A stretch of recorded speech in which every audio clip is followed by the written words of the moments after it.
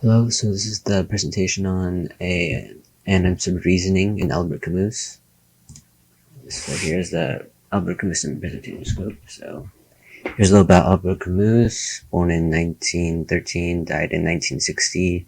He died of a car accident, born in French Algeria. The scope of the presentation, this goes into one of his works, The Myth of Sisyphus, and other essays by Albert Camus, by him. It's quite a long book, and the main focus of this presentation is on the first section, an absurd reasoning, and the subsections inside of it, that being absurdity and suicide, absurd walk, philosophical suicide, absurd freedom, and outside analysis.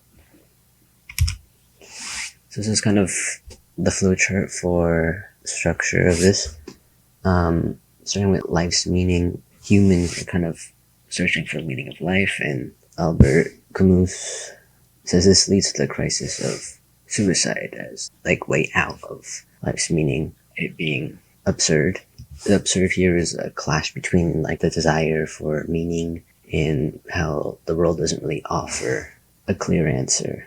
This leads us to philosophical suicide, which can basically the tendency to want to escape from really embracing the absurd and going into really any easy, simple belief that stops you from deeper thought.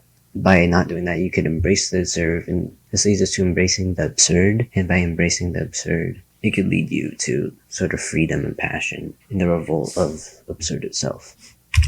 So absurdity and suicide, this is the first section in his book. In this section, Camus argues whether life is worth living and posits like the most important question: should we commit suicide if life has no inherent meaning? Since for humans seek to find meaning in life, but nature remains indifferent, really. Humans always look for clarity in life, but the universe is impersonal. Suicide at first seems to be a very tempting choice when you're faced with the absurd, but suicide is really not a true answer. It's more of an escape from the absurd, and to kill yourself amounts to confessing that life is too much for you, or you do not understand it.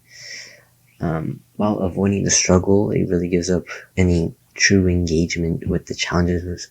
Camus says there is value in the struggle itself and facing the absurd, and putting effort towards finding meaning is what makes us human, and living with the absurd is what gives us the chance to assert our values.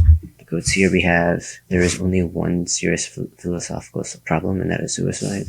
I said in the beginning of this slide, he really found that to be the most fundamental of problems. The question of suicide is a test of whether life could be justified in the face of absurd.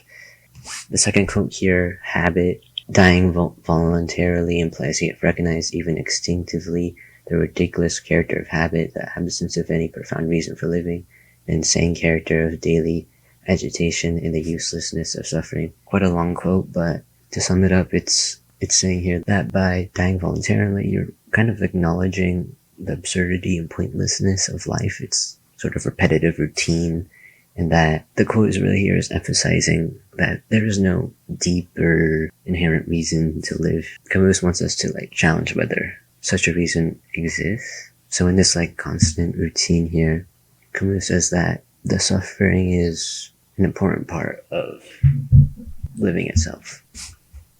The absurd walk. This is the next section of the book, and the absurd walk here symbolizes the journey as both an act of defiance and acceptance. It's telling us about the journey, not the destination, life itself, really. Even though life may not have an ultimate purpose, the process of living is really the reward here. The quote here: all great deeds and all great thoughts have ridiculous beginning. So it is with absurdity.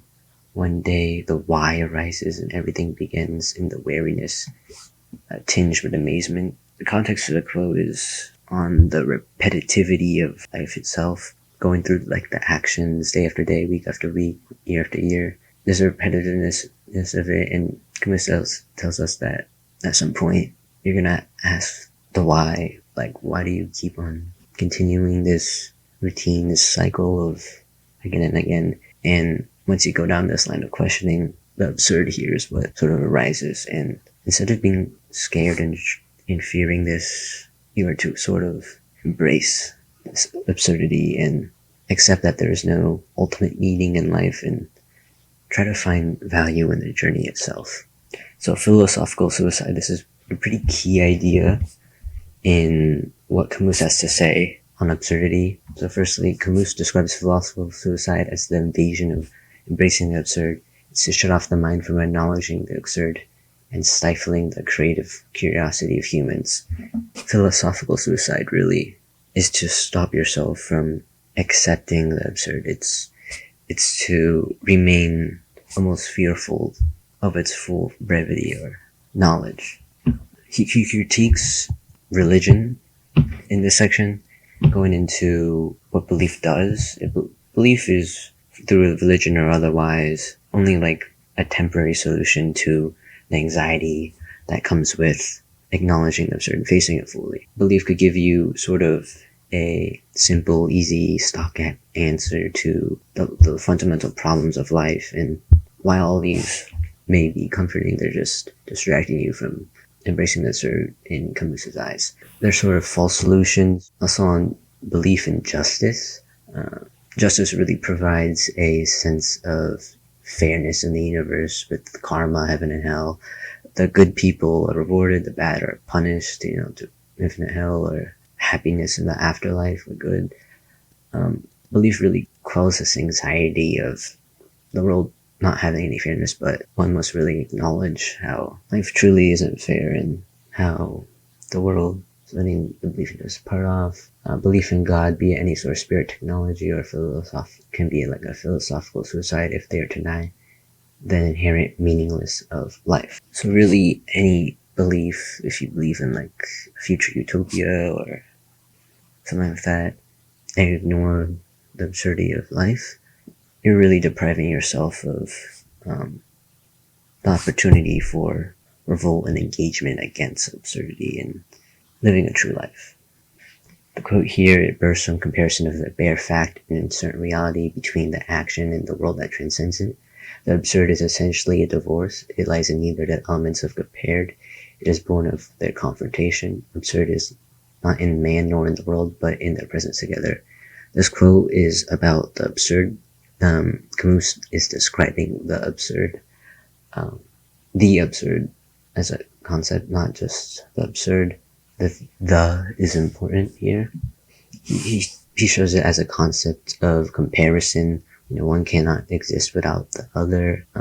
The absurd here is just a contrast between human examination in a different world. This is how humans just want answers. They want meaning, but the world is indifferent and does not offer any. Yeah.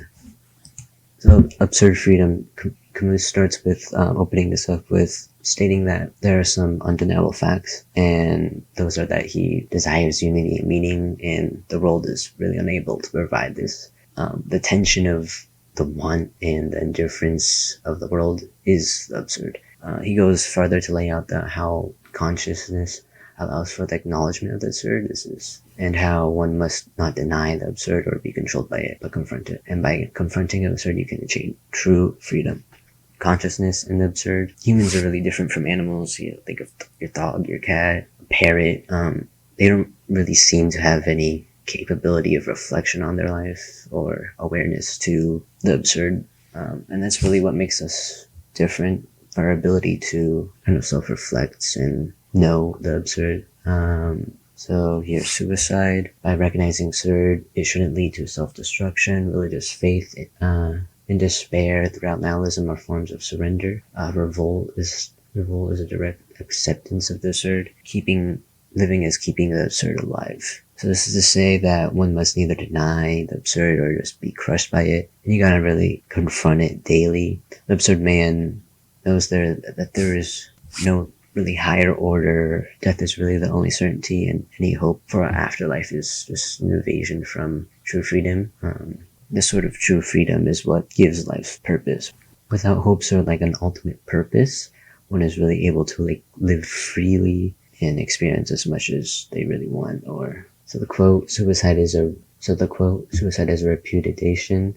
This absurd man can only drain everything to the bitter end and deplete himself. The absurd is an extreme tension which he maintains constantly by solitary effort, for he knows that in that consciousness and in every day-to-day revolt, he gives of proof not only of his truth, but which is defiance.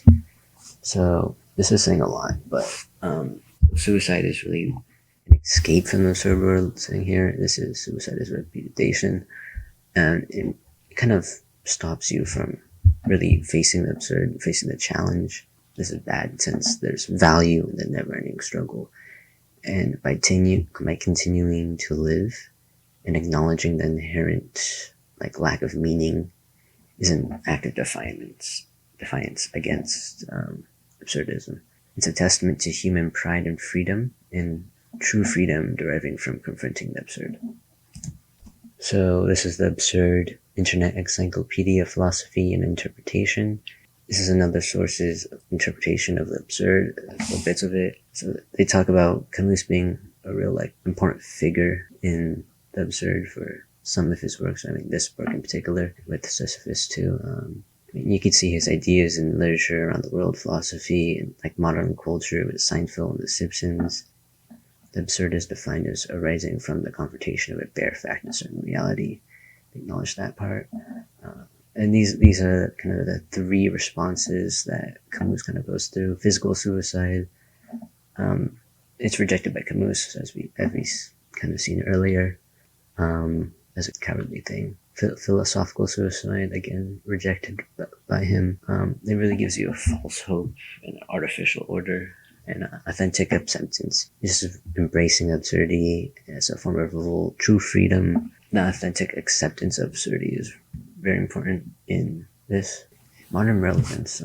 It's a quote here from the Internet Encyclopedia. Camus provides for the contemporary readers is the lesson that it is impossible for a serious thinker to face the modern world full of its contradiction and its injustices, brutal flaws, and absurdities, with hardly a grain of hope, yet utterly without cynicism.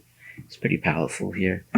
Camus is able to show us that one is able to acknowledge the full moment of life in its entirety, and even without an ounce of hope, persisting without cynicism.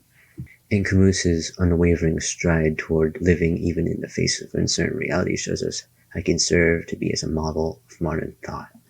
Camus is sort of a model here as his approach on dealing with absurd, dealing with a reality that is uncertain, anxiety-inducing, and possibly a fearful thing. He's able to face this without falling victim to any sort of easy way out or despairing notion. Even through his eyes, how he brings out his own meaning on existing. And yeah, so this is the end of the presentation. Thank you.